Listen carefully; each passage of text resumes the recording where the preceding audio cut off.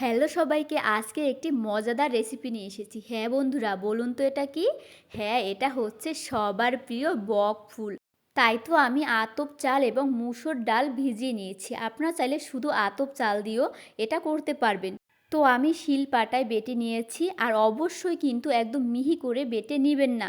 নিয়ে নেব পরিমাণ মতো লবণ, হলুদ এবং কাঁচা মরিচ বাটা। মরিচটা এভাবে একটু হালকা বেটে নেবেন, এরপরে মেরিনেট করে নেবেন। আর হ্যাঁ, বাটাটা কিন্তু একদম ঘন হলে হবে না, তাই এখানে একটু জল দিয়ে দেব।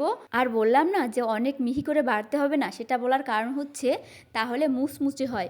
অনেক মিহি না করলে আপনি কর্নফ্লাওয়ার না দিলেও চলবে, আর যদি একদম মিহি করেন তাহলে অবশ্যই কর্নফ্লাওয়ার ব্যবহার করবেন। তো এটা হচ্ছে সেই ফুল। আমি ফুলগুলোকে একদম সুন্দরভাবে ধুয়ে পরিষ্কার করে নিলাম। এরপরে ফুলের ভিতরে একটা শ্বাস থাকে, এটার ভিতরে একটা দানার মতন থাকে, যেটা ফুলের বিচি হতো আর কি, সেটা ফেলে দিতে হবে, তা না হলে কিন্তু তিতো তিতো লাগবে। তো প্রসেসিং শুরু বড়া ভাজার। এবার তেল দিয়ে দেব। এরপরে খুব সুন্দরভাবে তেল গরম করে নিব। তো যাই হোক, এটা অবশ্যই ফেলে দিবেন না, এটাই কিন্তু বড়ার মেন স্বাদ, মানে অনেকটা মিষ্টি মিষ্টি লাগে। তো এভাবে করে বাটারের মধ্যে দিয়ে দিব এবং এভাবে করে খুব সুন্দরভাবে সারা গায়ে লাগিয়ে দিয়ে একটা একটা করে দিয়ে দিব। ওয়াও, কি সুন্দর যে একটা ঘ্রাণ আসতেছে! আর হ্যাঁ, এটা কিন্তু আমি প্রথমবার ট্রাই করলাম এবং প্রথমবার খাবো, কারণ সবার কাছে শুনে আসছি বা এখনও শুনে যাচ্ছি এই বক ফুলের বড়া খেতে দারুণ লাগে, অসাধারণ লাগে, অনেক মজা। বিশেষ করে আমার বাবার কাছে এই বক ফুল এত মজা এত মজা, শুনতে শুনতে না আমার খেতেই ইচ্ছে করছে।